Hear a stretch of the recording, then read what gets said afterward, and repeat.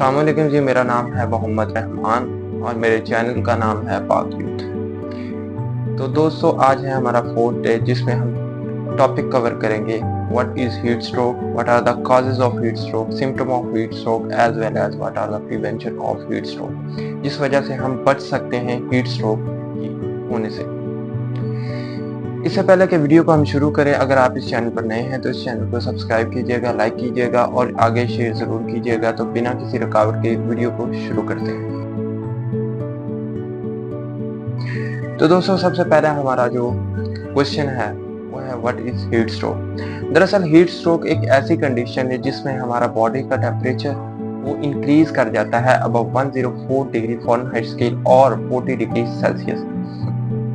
दोस्तों, ये एक ऐसी कंडीशन है जो हो सकती है या फीवर हो सकता है जो ज्यादा देर हॉट इन्वायरमेंट में काम करने से, वर्जिश करने से या sudden exposure to hot environment, जिस वजह से हमारा बॉडी का टेम्परेचर इंक्रीज कर जाता है, जिसे हम हीट स्ट्रोक का नाम देते हैं। हीट स्ट्रोक को सन स्ट्रोक भी कहा जाता है। अगर ये अनट्रीटेड छोड़ दिया जाए तो इस कंडीशन में ये कुछ कॉम्प्लिकेशंस की तरफ ले जाती है, लाइक इंटरनल ऑर्गन डैमेज होना स्टार्ट हो जाते हैं।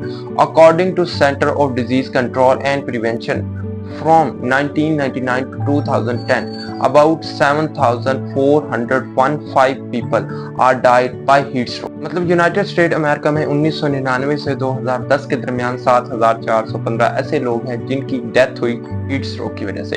अब इसके सिम्टम की तरफ आते हैं, लेकिन उससे पहले हम एक छोटा सा डिफरेंस वो क्लियर करेंगे। What is heat exhaustion as well as what is heat stroke. ये दोनों डिफरेंट टर्म्स हैं। सबसे पहले हम देखते हैं हीट एग्जॉस्शन। हीट एग्जॉस्शन दरअसल ऐसी कंडीशन है जिसमें हॉट इन्वायरमेंट में जाने की वजह से या sudden exposure to hot environment और एक्सरसाइज इनटू हॉट इन्वायरमेंट, जिस वजह से बॉडी से वाटर और मिनरल साल्ट्स वगैरह रिमूव हो जाते हैं through sweat as well as urine. उस कंडीशन में पेशेंट थकन महसूस करता है या वीकनेस महसूस करता है। उस कंडीशन को हम कहते हैं हीट एग्जॉस्शन, जिसे बाद में बॉडी का हाइपोथैलेमस, ब्रेन में ऐसा पार्ट है जो उसे बॉडी के टेम्परेचर को मेंटेन कर देता है।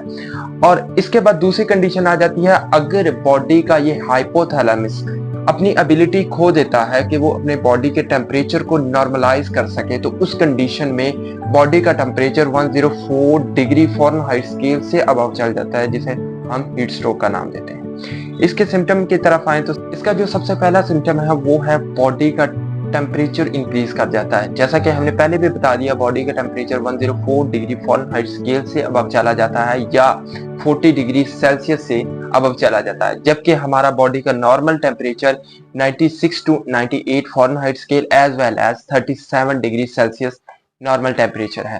इसका जो दूसरा सिम्टम है वो झटके लगना, दौरे पड़ना, ये भी इसके एक सिम्टम में आ जाता है। उसके बाद नौजिया, सर दर्द वगैरह इसके मेन कुछ सिम्टम है, जिस वजह से हम डायग्नोज कर सकते हैं इस पर्सन को हीट स्ट्रोक हो चुका है। इसके सिम्टम में आ जाता है बॉडी कलर चेंज हो जाता है या डार्क हो जाता है due to exposure into the hot environment और exercise working into the hot environment. इसके अलावा इसके सिम्टम में आ जाता है सांस का तेज हो जाना या हार्ट रेट का इंक्रीज कर जाना। ये भी इसके कुछ सिम्टम है। इसके ट्रीटमेंट में सबसे पहले आ जाता है इमर्शन, लाइक अपनी बॉडी को ठंडे पानी में रखना या ठंडे पानी की पट्टियां वगैरह करने, जिस वजह से ठंडा पानी बॉडी पर जमा होता है, तो उस कंडीशन में गर्म हवा बॉडी से गुजरती है, वो एवापोरेशन का अमल कार करती है जो बॉडी पर ठंडक प्रोड्यूस करती है और बॉडी के टेम्परेचर को नॉर्मलाइज कर देती है। इसके अलावा आइस क्यूब का इस्तेमाल करना और कूलिंग ब्लैंकेट्स वगैरह का इस्तेमाल करके हम बॉडी के टेम्परेचर को नॉर्मलाइज कर सकते हैं। एक कंडीशन आती है, अगर पेशेंट को ज्यादातर ठंडा पानी में रहने, आइस क्यूब इस्तेमाल करने या कूलिंग ब्लैंकेट इस्तेमाल करने की वजह से शीवरिंग फील होती है, तो उस कंडीशन में पेशेंट को मसल रिलैक्सेंट दिए जाते हैं, लाइक बेंजोडायजेपाइन। ये एक ऐसी मसल रिलैक्सेंट है जो बॉडी को शीवरिंग से बचाती है। इसके कुछ डायग्नोस्टिक टेस्ट हैं, लाइक ब्लड टेस्ट, जिसमें gas test, sodium potassium test होते हैं। अगर पेशेंट के यूरिन का कलर डार्क है तो उस कंडीशन में उसे हीट रिलेटेड कंडीशन या कोई प्रॉब्लम है पेशेंट को, जिस वजह से उसका यूरिन का कलर डार्क हो जाता है। एक्सरेज किए जाते हैं जो कि इस बात को डायग्नोज करते हैं कि हीट स्ट्रोक की वजह से इसके किसी इंटरनल ऑर्गन को डैमेज आया है कि नहीं। इसके काजेज की तरफ आए तो दो तरह के काजेज होते हैं, exceptional as well as non exceptional. Exceptional causes वो काजेज होते हैं लाइक आपने ज्यादा देर तक हॉट इन्वायरमेंट में काम किया, रनिंग की या कुछ और किया, तो जिस कंडीशन में आपको हीट स्ट्रोक हो गया, आपका बॉडी का टेम्परेचर राइज कर गया तो उस कंडीशन को हम कहते हैं एक्सर्शनल हीट स्ट्रोक या exertional causes of heat stroke. दूसरे नंबर पर आ जाता है नॉन एक्सर्शनल या क्लासिकल काजेज। अगर आप सडन एक्सपोजर करें हॉट इन्वायरमेंट तो उस कंडीशन में आपको हीट स्ट्रोक हो सकता है। लाइक कुछ ऐसे पर्सन होते हैं जो ज्यादा देर तक अपना टाइम स्पेंड करते हैं एसी के अंदर, और जब वो सडन हॉट इन्वायरमेंट में जाएंगे तो उन्हें चांसेस हो गए तकरीबन तकरीबन 90% के उन्हें हीट स्ट्रोक हो सकता है। इसकी प्रिवेंशन की तरफ आए तो उसमें आ जाता है लूज फिटिंग क्लॉथ्स का इस्तेमाल करना, ज्यादा से ज्यादा फ्लूइड्स या ड्रिंक्स का इस्तेमाल करना, सनबर्न से अवॉइड करना, और लास्ट में आ जाता है पार्क्ड कार में बच्चों को अकेला मत छोड़ना, क्योंकि रिसर्च के मुताबिक पार्क कार में तकरीबन 30 मिनट के अंदर 7 डिग्री तक जो टेम्परेचर है वो राइज कर जाता है।